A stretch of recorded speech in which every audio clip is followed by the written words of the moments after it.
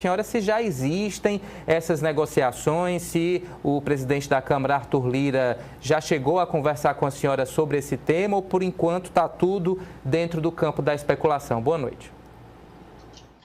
Boa noite a todos, é uma alegria estar aqui com vocês, a todos os ouvintes, boa noite. Então, na verdade, não há nada ainda oficial, não houve nada palavrado com o presidente Arthur Lira sobre quem seria designado como relatora. De fato, eu estou dentro das possibilidades, mas, como disse, não existe oficialização ainda dessa designação da relatoria. Então, nesse momento, o presidente Arthur Lira, ele até já fez o pronunciamento dizendo que, muito provavelmente, ele designaria uma pessoa mais de centro, mas não tem nada ainda que seja concretizado, não tem nada concreto ainda dentro desse campo.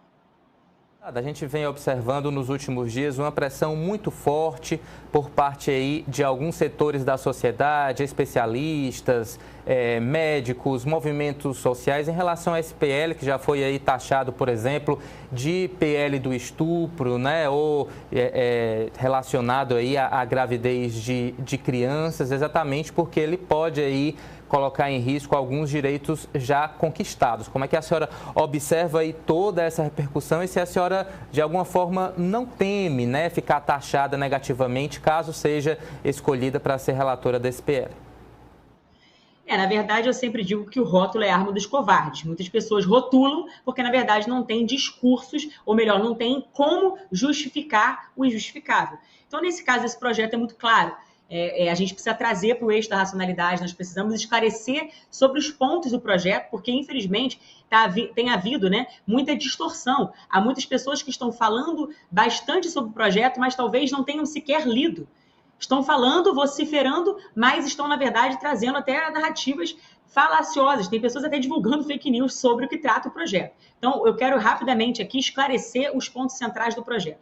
O projeto de lei 1904 de 2024, ele trata, por exemplo, da equiparação das penas do aborto às penas do crime de homicídio, quando, a partir das 22 semanas, há ali a viabilidade fetal que é presumida. Então, estamos falando, por exemplo, de bebês de 5 meses em diante. Então, eu faço questão de demonstrar, porque tem pessoas que só acreditam vendo. Então, nesse caso, estamos falando de bebês desse tamanho. Bebê totalmente formado, bebê que tem totais condições, plenas condições de sobreviver fora do útero. E aqui também eu gostaria até de desagravar a muitas mulheres que deram à luz bebês prematuros, porque no caso, a depender, né, do que as feministas estão fazendo, estão tratando o tema, infelizmente, muito provavelmente, esses bebês nem poderiam ter direito à vida assegurado, porque, infelizmente, elas defendem aí uma cultura de morte. Então, aqui, registrando, o projeto de lei, ele equipara as penas, porque a partir de 22 semanas, a viabilidade fetal é presumida, ou seja, é um bebê totalmente viável, ele pode sobreviver fora do útero da mãe. Então, o que eu quero dizer com isso? Que, nesse caso, a gente está falando ou não de um ser humano? Trata-se de um ser humano. Se é um ser humano, toda pessoa tem direito à vida assegurado. Isso, inclusive, está no Pacto São José da Costa Rica. A nossa Constituição Federal trata da inviolabilidade do direito à vida, como cláusula pétrea. Há tratados internacionais dos quais o Brasil é signatário, que dizem, né, que todo ser humano ele tem direito à vida. Então, quer dizer, é um ser humano ou não é? Portanto, se é um ser humano, ele precisa ter direito à vida e, nesse caso, matar esse bebê, isso aí, de fato, é um homicídio. Então, equiparar é apenas estar fazendo uma certa justiça, né? Está corrigindo, eu diria, um erro histórico, né? Porque a partir de 22 semanas ali nós temos, então, o aborto como, de fato, um eufemismo para um homicídio, porque é um homicídio, matar o bebê inocente de 5, 6, 7, 8, 9 meses. Né? Então, há muitas falácias, há muito engodo, há muita romantização, inclusive, do próprio debate, a forma que o aborto ele é feita, os procedimentos que são justamente utilizados para a prática do aborto, eles precisam ser mencionados. Por exemplo, quando a gente fala da sistolia fetal, que foi o que o Conselho Federal de Medicina tentou proibir, de fato, o procedimento de assistolia fetal, ele é um procedimento de tortura. Ele injeta o cloreto de potássio, a lidocaína, ou então uma substância dentro do coração da criança, para que ela tenha uma dor quase que de um infarto fulminante e depois ela venha a óbito. As pessoas acham que esse procedimento é rápido, que é simples, e não é. Às vezes pode demorar horas. Então, quer dizer, é um procedimento invasivo, é uma tortura, é de alto requinte de crueldade, eu diria, com o perdão da redundância. Então, quer dizer, a gente está tratando exatamente disso. Então, por exemplo, quando o Conselho Federal de Medicina proibiu ácido fetal, que ocasiona o feticídio, portanto, provoca a morte do feto, que no caso aqui é o bebê, né?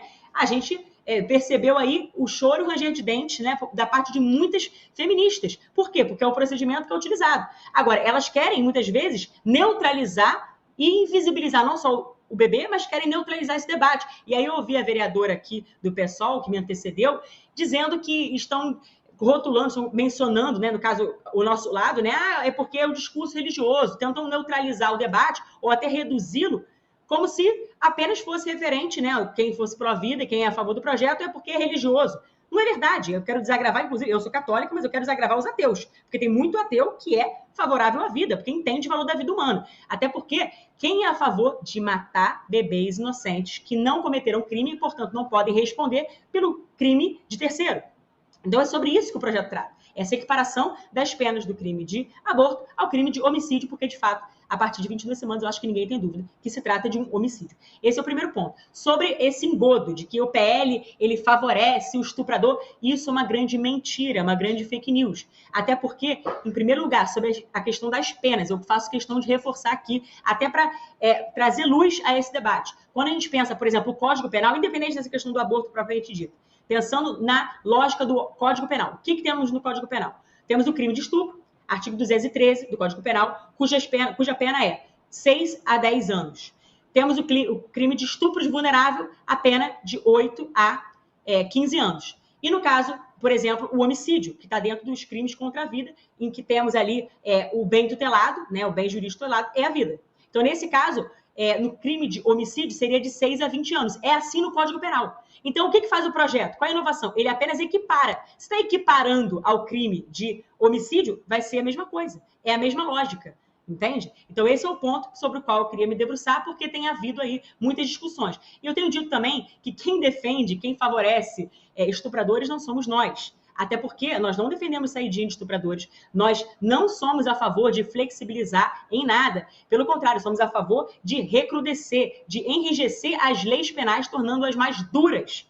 Né? Eu, sinceramente, justamente por ser um crime hediondo, por mim poderia ser regime integralmente fechado. Eu sei que houve, né, a judicialização desse caso e o STF entendeu que feria o princípio da individualização da pena à época e, portanto, não pode ter, por exemplo, uma pena cumprida em regime integralmente fechado. Mas a verdade é que eu sou a favor de que a pessoa que comete o estupro, obviamente, ela precisa ser punida por rigor da lei. Agora, tem normas técnicas, inclusive do Ministério da Saúde, que desobrigam o boletim de ocorrência. E é curioso, porque isso favorece a quem? Justamente o estuprador. Então, aqueles que mais vociferam, que mais dizem que esse projeto é o pele do estupro, na verdade, são os primeiros que votam pela saidinha.